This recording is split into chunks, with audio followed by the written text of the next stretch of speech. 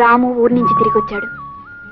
ఎంతో కాలం దూరంగా ఉన్నా, ఎన్నో పెద్ద చదువులు చదివినా అతను నన్ను మర్చిపోలేదు. ఆనాడు నేనిచ్చిన పెన్నుని భద్రంగా దాచుకున్నాడు. అంటే నేను అతని మనసులో ఇంకా ఉన్నట్టేగా. అమ్మాయి గారు, అమ్మాయి గారు, అదేమిటి యాది? వర్షం లేదు, ఏమీ లేదు, అలా తడిచిపోయేమిటి? లస్కో అదంతా పెద్ద కథ అండి, తర్వాత చెప్తాను. ఇవాళ మా బావ కూరండి కమ్మగా అన్నం పెట్టాలనుకుంటున్నాను. కూరగాయలు ఇప్పించండి. కూరగాయలు ఎందుకు? వండిన కూర వేస్తాను, పట్టుకెళ్ళు. అబ్బబ్బా వద్దమ్మాయి గారు, మా బావకి నా చేత్తో వండి పెట్టాలి. కూరగాయలు ఇప్పించండి. అవి మీరే ఇచ్చారని మా బావతో చెప్తానండి. సరే గాని చూడు, నీ చేతితో వండి పెడితే గాని తినను అని చెప్పాడా? ఆడనలేదు గాని నా చేత్తో వండి పెడితే నాకు ఆనందం. సరే తీసుకొస్తాను. లస్కోర లస్కో, అమ్మాయి గారు చాలా చదివేస్తున్నారు. అరే ఏమిటిది, మర్చిపోయావా? ఓహో, మొదటి ముద్ద నువ్వు పెట్టాలి కదా, మరిచిపోయాను. ఏమిటి 2 కూరలు చాలు, చాలా చేసేవే. పట్నం నుంచి వచ్చినోడివి పచ్చడి మెతుకులు ఎట్టా తింటావని లక్ష్మి గారిని అడిగి కూరగాయలు తెచ్చుండాను. నా కోసం కూరలు అడిగి తేకపోతేనే. పట్నంలో నేను కూడా పచ్చడి మీదకి తిన్నాను, పిచ్చి మొక్కమా. నువ్వు తింటే తినుండొచ్చు, కానీ నా చేత్తో ఎట్టేటప్పుడైనా కూర అన్నం పెట్టకపోతే ఎట్టా? ఉండు, గడ్డ పెరుగు నీకోసం దాచిపెట్టించాను, తెస్తానుండు. ఏట్రా సూరిగా, ఈ చిన్ను బింది మీద నీకు 10 రూపాయలు కావాలా?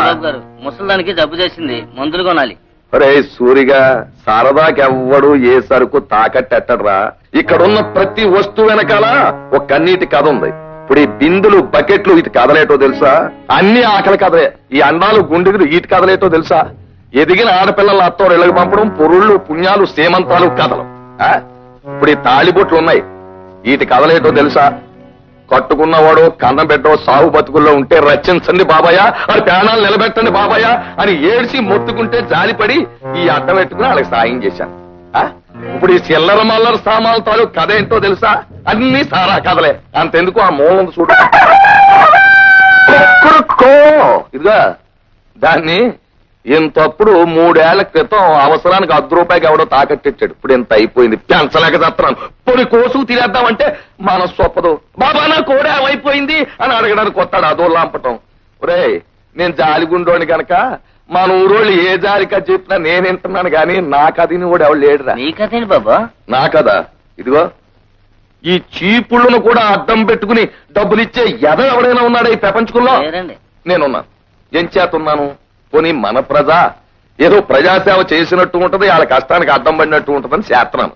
ఇలాగా ప్రతి వస్తువు మీద 25 50 అడిగితే నాకు ఒళ్ళు మండిపోద్ది, ప్రజాసేవ చేయడం మానేస్తాను, మీరు కడుపు కలిపి చచ్చిపోతారు. 5 రూపాయలు ఇస్తాను, అంగీకారమే బాబు? మీ దయా. ఇదిగో వడ్డీ 10 రూపాయలు మినాయించుకుని 4:30 సాయంకాలం ఇచ్చేస్తాను, వచ్చి పట్టుకో. పిచ్చి ఏటైంది? పాల చింతపండు అమ్మటం అయింది. ఇంకా నాకు ఈ కొట్ట కూర్చోటం ఇసుకేస్తుంది, నేను వెళ్ళిపోతున్నాను. ఏటా చేతులదేటి? బెల్లముక్క అమ్మింది పావులా చింతపండు, తింటుంది 1/2 కిలో బెల్లమనే ఇలాగిచ్చి. తినేసిన తర్వాత మళ్ళీ వస్తాను. యాదవ పుట్టుక అని ఊళ్ళో జనాన్ని తినేరా అంటే ఈడు కొట్లో ఉన్న ఏలుముద్ర వేసేస్తాను. ఇదిగో నీకు బోటకు నేలు ఉంది, అంచేత ఏలుముద్ద నొక్కే సొమ్ములెట్టుకు వెళ్ళిపోతావు. కానీ ఇక్కడ ఇవ్వడానికి సొమ్ములు ఉండొద్దురా. ఇప్పటికే ఇదిగో సగం కాగితాల మీద నీ ఏలుముద్దరులే, ఎప్పటికి తిరుగుతారా? ఏంటి బాబు తీసుకెళ్ళి నేనే తీసుకున్నాను బాబు. ఇంట్లో దీపం పెట్టాలంటే కిరసనాలు మీ గుడిలోనే కొనాలి, కుండ మీద పొయ్యకాలంటే బియ్యం, పప్పు, ఉప్పు మీ గుడిలోనే కొనాలి, గొంతు తడుపుకోవాలంటే సారా మీ గుడిలోనేగా బాబు. ఇంకా నాకేం మిగులుతుంది బాబు? బాబు వడ్డీ ఎంతైనా సరే. అబ్బా 4 బీకేస్తుంది బాబు, ఇది తొందరగా అయ్యండి బాబు. నువ్వు ఎక్కడ పప్పు డొక్కుల మీద, నూనె డబ్బాల మీద నొక్కేతనకే సంబంధం లేదు. నేను చెప్పిన కాగితం మీద ఇదిగో ఇక్కడ నొక్కాల. చెప్పండి బాబు, ఎక్కడ నొక్కేయమంట? ఆగు, మళ్ళీ చెప్పలేదంటావు. రోజుకు ₹1 2 రూపాయలు వడ్డీ. ఇష్టమేనా బాబు? వడ్డీ సంగతి ఎప్పుడైనా అడిగాను బాబు? బావా నువ్వు రాకముందు ఊళ్ళో గొడ్లన్నీ ఇక్కడే ఉంటాయి. లస్కో బావా, దీని మీద కూడా ముగ్గు పెట్టా? ఆగాదు, ఇది ముగ్గు పెట్టడానికి కాదు, దీని మీద పాఠాలు రాసుకోవాలి. లస్కో నీకు చాలా విషయాలు తెలుసు బావా. ఓర్ని అమ్మమ్మని ఆడుకునే చోట ఇదంతా ఎలా చేశారంట్రా? అక్క వస్తుంది. ఓర్ని అమ్మమ్మని బచ్చలు ఆడుకునే చోట ముగ్గులెట్టారంట్రా? ఎవర్రా ఇదంతా ఎలా చేసింది? రండి కనుక్కుందాం.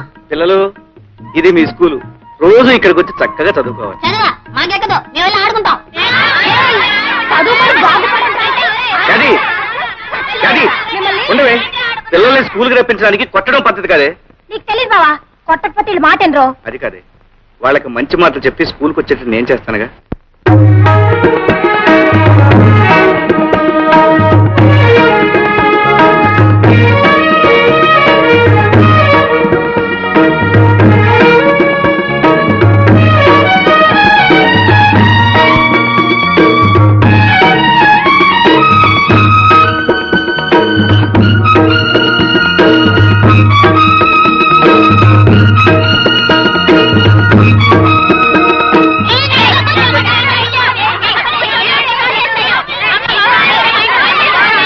ఏమిటి?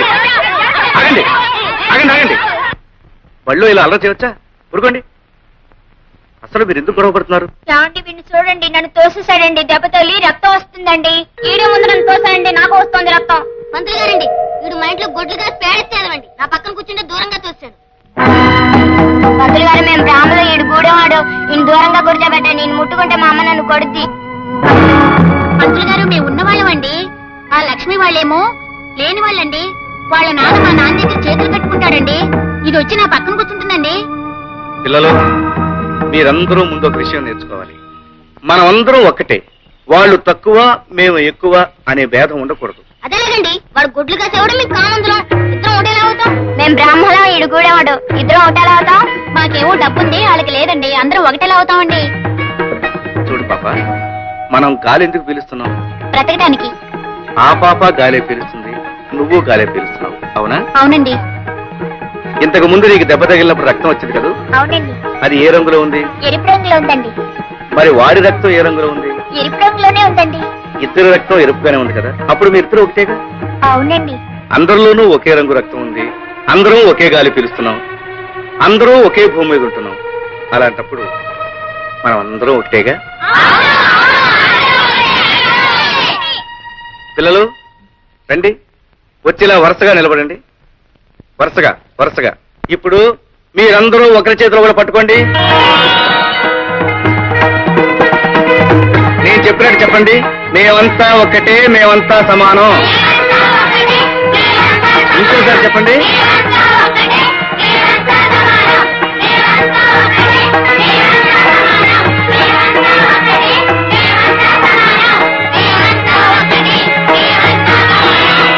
ఇక నుంచి ఒకరు చిన్న ఒకరు పెద్ద అని మీలో ఎవరూ అనుకోకూడదు.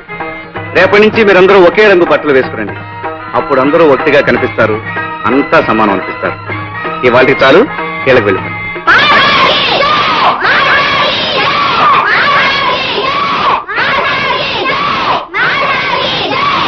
రాము, లక్ష్మి నువ్వా? ఎంతసేపు అయింది వచ్చి? నువ్వంతా ఒకటే అని పిల్లలకు చెప్పడం మొదలుపెట్టినప్పుడే వచ్చాను. అవును లక్ష్మి, ముందే పసివాళ్ళ మనసుల్లో సమానత్వం కలిగిస్తే రేపు పెద్దవాళ్ళు అయ్యాక వాళ్ళలో హెచ్చు తగ్గులుండవు. నిజమే రాము, అలా నడుస్తూ మాట్లాడుకుందామా? రాము, దేశానికి వెన్నెముక పల్లసీమలని శంకరం మాస్టారు నాతో ఎన్నోసార్లు చెప్పేవారు. అలాంటి పల్లెకి నీలాంటి మనిషి ఊపిరి ప్రాణం. రాము, మనసుండే ఆలోచన ఉన్న ఏ మనిషికైనా నీ ఆశయాల్లో పాలు పంచుకోవాలనిపిస్తుంది. నాకు అవకాశం ఇవ్వు. రేపటి నుంచి నేను స్కూల్కి వస్తాను. నీతో పాటు పిల్లలకు పాఠాలు చెప్తాను. లక్ష్మి, ఇది నేల మీద నిలబడి ఓ మామూలు మనిషి సాగించే పోరాటం. నువ్వన్నీ ఉన్నదానివి, అంతస్తులో పెరిగిన దానివి. నీకెందుకు ఇష్టం? రాము, ఎవరైనా సరే మనిషి పుట్టినంత మాత్రాన మనిషి అనిపించుకోడు. ఏదో ఒకటి చేసి ఎంతో కొంత సాధించి ఆ బ్రతుకి ఒక అర్థం కల్పించుకోగలిగితేనే నిజమైన మనిషి అనిపించుకుంటాడు. అది నువ్వు సాధించి ఈ ఊరికే ఒక గొప్ప వ్యక్తివి, మహాశక్తివి కాబోతున్నావు. నువ్వు అనుమతిస్తే ఈనాటి నుంచి నీ ఆశల్లోనూ ఆశయాల్లోనూ చివరికి నీ జీవితంలోనూ భాగస్వామిగా ఉంటాను. చూడు రాముడు, ఇంట్లో గంజిరేళ్ళు కూడా గతిలేక పశువులు పస్తులుంటే అప్పడగడానికి వచ్చాను. అప్పమంటే చెయ్యట్టుకుని. లేదు బాబు లేదు, రేలు ముద్ర యంత్రాన్ని చెయ్యట్టుకుంటే నన్ను అపార్థం చేసుకుని అబద్ధాలు. నోర్మి! కష్టాల్లో ఉన్న ఆడది అప్పు కోసం వస్తే చేయి పట్టుకుంటావా? ఇప్పటికిప్పుడే ఈమెను పట్టణం తీసుకెళ్లి పోలీస్ రిపోర్ట్ ఇవ్వగలను. చట్టం ప్రకారం ఆడది రిపోర్ట్ ఇస్తే ఆలోచించకుండా అరెస్ట్ చేస్తారు తెలుసా?